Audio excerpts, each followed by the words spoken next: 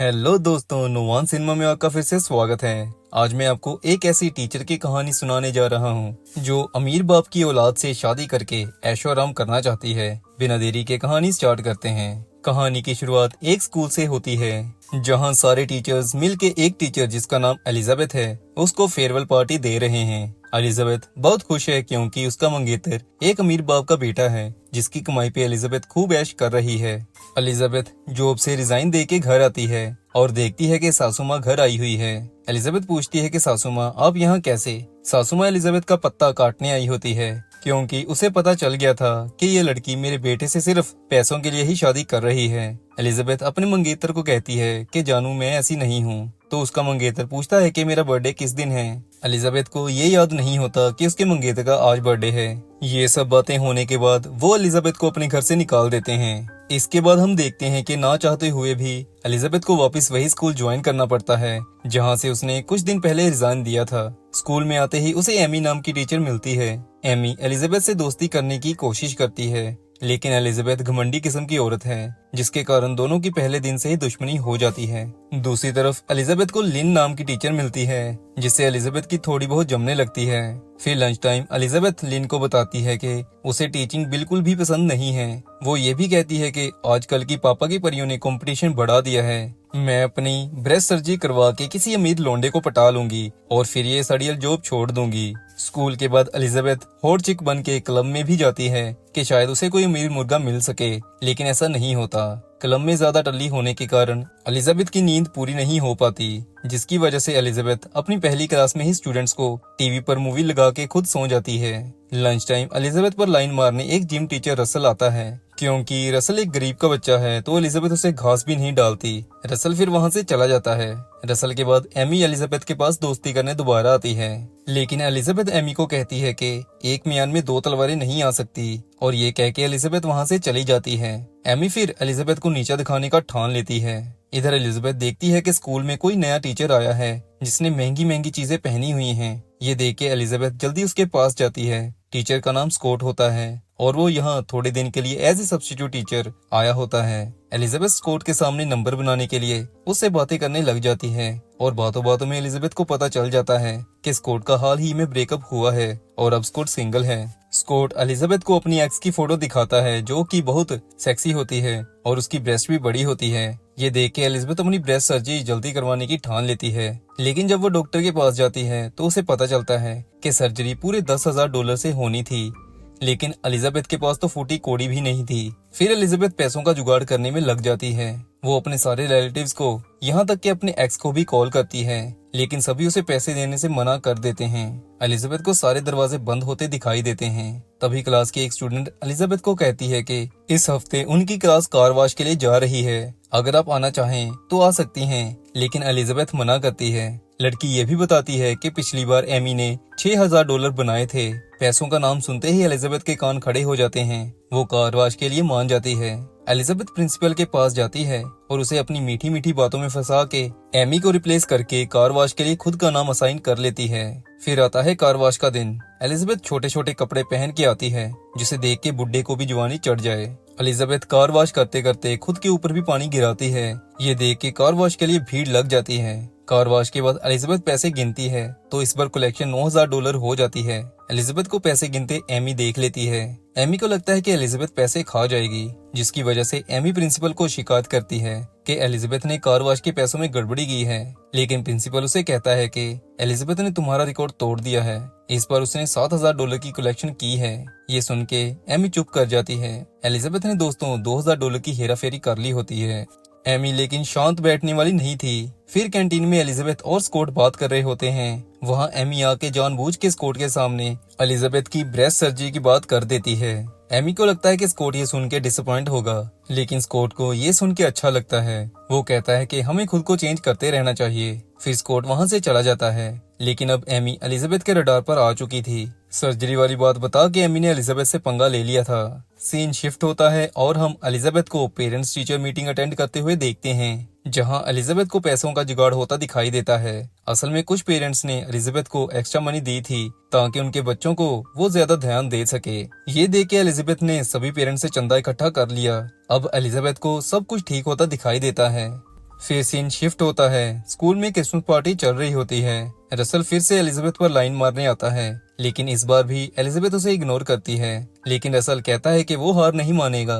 तभी Scott Elizabeth को school में लेके आता है और उसे बताता है कि मुझे एमी से प्यार हो गया है। ये सुन के एलिजाबेथ की खोपड़ी गुस्से से भर जाती है, लेकिन अब वो कुछ कर नहीं सकती थी। फिर एलिजाबेथ उदास हुई बास्केटबॉल कोर्ट में जाती है, जहां रसल सामान फूंक रहा होता है। फिर एलिजाबेथ रसल के साथ सामान फूंकने लग जाती है। दोनों एक दूसरे से बात करते हैं। रसल उसे कहता है कि तुम्हें अपनी ब्रेस्ट की सर्जरी करवाने की कोई जरूरत नहीं है, मेरी आंखों से देखो तो वो ऐसे ही बॉम्ब है। लेकिन एलिजाबेथ जिद पर अड़ी होती है। फिर हम देखते हैं कि एलिजाबेथ की क्लास का स्टूडेंट गेराल्ट उसे अपने घर न्यू ईयर पर बुलाता है। गेराल्ट क्लास की एक बहुत ही खूबसूरत लड़की पर लट्टू है। डिनर करने के बाद एलिजाबेथ गेराल्ट को कहती है कि जिस तरह के तुम कपड़े पहनते हो बुरा मत मानना, लेकिन वो लड़की कभी तुमसे पट नहीं पाएगी, लिख के देती हूँ। गेराल्ट ये सुन के उदास हो जाता है। एलिजाबेथ कहती है कि यही सच है, मैं तुम्हें कोई झूठा दिलासा नहीं देना चाहती। फिर विंटर खत्म होने के बाद स्कूल रीओपन होते हैं। यहाँ स्कॉट लिन और एलिजाबेथ को मिलता है और कहता है कि तुम दोनों मेरे म्यूजिक कंसर्ट में जरूर आना। ये सुन के एलिजाबेथ की सोई हुई उम्मीदें फिर से जागती हैं। उसे लगता है कि शायद स्कॉट को मैं पसंद आने लग गई हूँ। लेकिन म्यूजिक कंसर्ट में एलिजाबेथ देखती है कि एमी भी आई होती है। स्कॉट एमी के लिए गाना भी गाता है। ये देख के एलिजाबेथ लिन के साथ पार्टी से वापस चली आती है।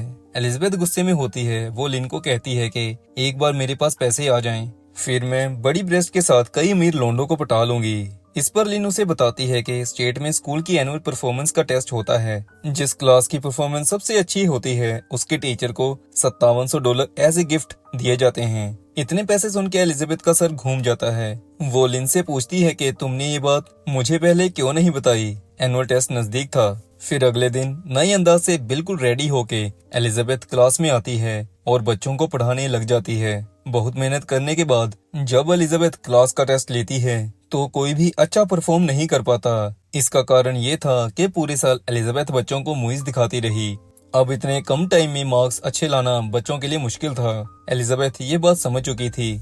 फिर एलिजाबेथ को आइडिया आता है और वो प्रेस रिपोर्टर बन के एनुअल टेस्ट लेने वाले प्रोफेसर के पास पहुंचती है, जो कि टेस्ट का इंचार्ज भी होता है। बातों बातों में एलिजाबेथ प्रोफेसर को सेड्यूस कर लेती है।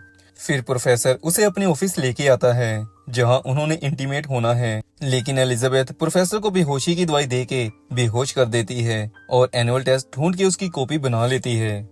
सीन शिफ्ट होता है और एनुअल टेस्ट का रिजल्ट आता है, जिसमें एलिजाबेथ की क्लास ने सबसे ज्यादा नंबर लिए होते हैं। फिर जैसे कि लिन ने कहा था, एलिजाबेथ को $5700 का चेक मिलता है। स्कॉट एलिजाबेथ को कांग्रेट्स करता है। एमी सड़ चुकी होती है, लेकिन वो प्रिटेंड करती है कि वो बहुत खुश है। फिर आता है पिकनिक जाने का दिन। यहाँ हम देखते हैं कि एलिजाबेथ एमी के सेब पर कुछ लगा रही होती है।